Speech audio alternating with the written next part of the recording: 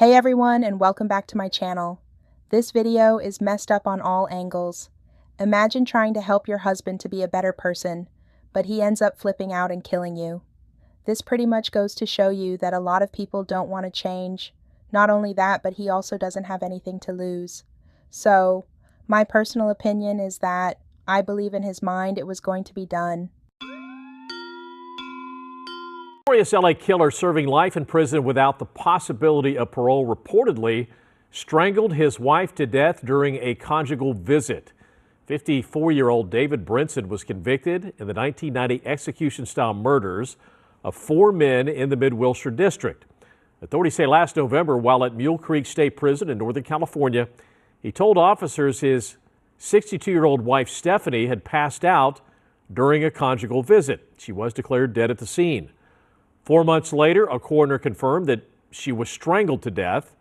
The Amador County District Attorney is awaiting the prison's full report before filing charges against Brinson. Brinson has since been transferred to a state prison in Stockton. Stephanie Dowles, 62, tragically passed away during an unsupervised overnight conjugal visit with her husband, David Brinson, 54, at Mule Creek State Prison last November. It's a heartbreaking story that highlights the complexities of human relationships and the challenges of rehabilitation. David Brinson, who was already serving life in prison for gunning down 4 people during a 1994 robbery, claimed that his wife, Stephanie Dowles, had fainted during her visit, but during an investigation, it showed that his wife had been throttled and her death was ruled a homicide. Prosecutors stated they are waiting for the police to conclude the investigation before filing charges against the husband.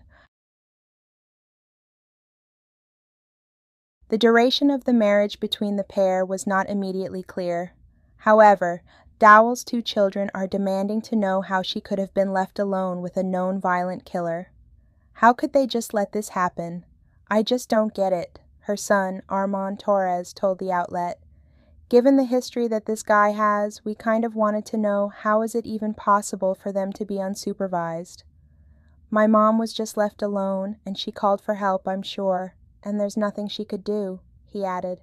According to the Department of Corrections, the only inmates currently prohibited from family visits are held in private apartment-like facilities on prison grounds and lasting up to 40 hours, are those who are on death row or are convicted sex offenders.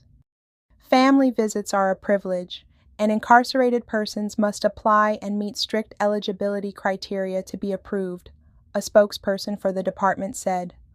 Only those who demonstrate sustained good behavior and meet specific program requirements are considered. These visits are designed to support positive family connections and successful rehabilitation. Dowles' daughter-in-law, Natalie Jimenez, stated that the deceased victim was encouraging her spouse to become a better person, despite his troubled history. They would read the Bible together, she said. He was in school in there because she was pushing him to try to be this better person. Unfortunately, it is impossible to change someone. They must desire it as strongly as you do. Otherwise, it will be very challenging. I extend my condolences to the family and pray that they find peace in their hearts to move on from this tragedy. Rest in peace, Stephanie Dowles. This photo from airport surveillance video shows 9-year-old mini schnauzer Tywin with the woman police say is his owner, 57-year-old Allison Lawrence. It's taken just minutes before police say Lawrence drowned the dog in an airport bathroom. That's just, I don't know, it's despicable. Neighbors like Daniel Delgado shocked to learn Lawrence is now facing aggravated animal abuse charges after police say she didn't have the proper paperwork to board her dog and then took extreme and tragic action. As you can see, I have a dog, so I don't know how that can process in somebody's head and think that's okay. But we did talk about the lady and the dog just last week, wondering why she hasn't been out walking her dog. Police say on December 16th, Lawrence tried to board a flight to Colombia with Tywin. Surveillance video shows she spoke with agents at the ticket counter for about 15 minutes. She's then captured on camera leaving the counter and heading to the bathroom with the dog, then coming out without him. According to police, after drowning Tywin in the bathroom, Lawrence threw away all his belongings before she boarded her flight. No one was at Lawrence's home today to answer questions. But her sister spoke with us yesterday, claiming Lawrence wasn't home and didn't have a working phone number. Is there anything you want to tell us? No, ma'am. I don't know anything about it, so no. Do you know why she drowned her dog? That's what police are saying. So. You have to ask the police.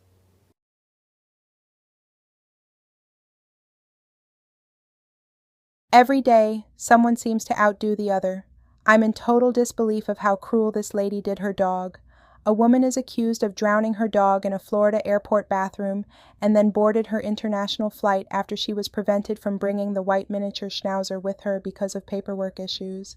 This act was definitely intentional, resulted in a cruel and unnecessary death of the animal. A janitor earlier had seen the woman in the bathroom stall cleaning up water and dog food from the stall's floor. The janitor was pulled away due to an emergency cleanup elsewhere, and when she returned to the bathroom a few minutes later, she found the dog in the trash container, along with the vest, collar, rabies tag, a dog travel bag, and a bone-shaped dog tag with the woman's name and phone number on it. An airport surveillance camera recorded a woman speaking with a LATAM Airlines agent while accompanied with a dog. She then walked into a bathroom near the ticketing area with the dog and exited the bathroom without the dog minutes later. The woman subsequently left the terminal building, then re-entered shortly thereafter, passed through security, and boarded the Colombia-bound plane like nothing happened. The dog was identified by its implanted microchip, and a necropsy determined that Tywin had drowned. U.S. Customs and Border Protection also confirmed to detectives that the woman had boarded a flight to Bogotá, Colombia, before flying to Ecuador. We need justice for poor Tywin. He did not deserve this. May she be held accountable to the fullest extent of animal cruelty. R.I.P. Tywin.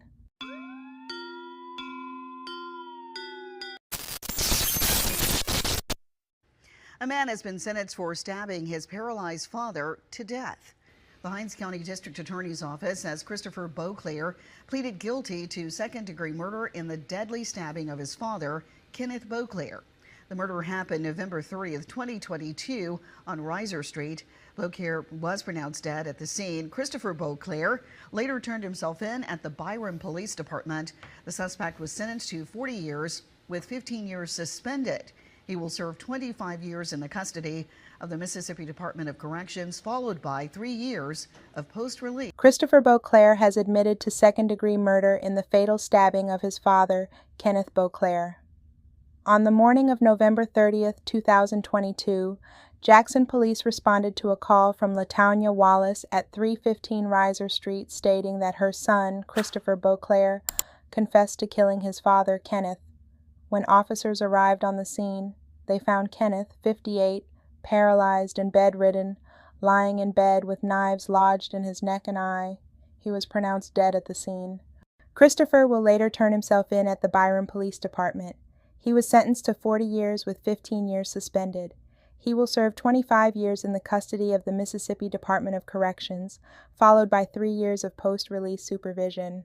Not sure why he unalived his father, the attack followed from a domestic dispute between the two.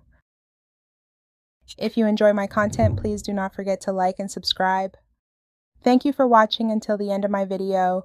Your loyalty as a viewer is greatly appreciated. Please take a moment to share your thoughts in the comment section below on any of these videos. I enjoy interacting with my audience, so don't hesitate to leave a comment. I'd love to hear from you. See ya in the next video.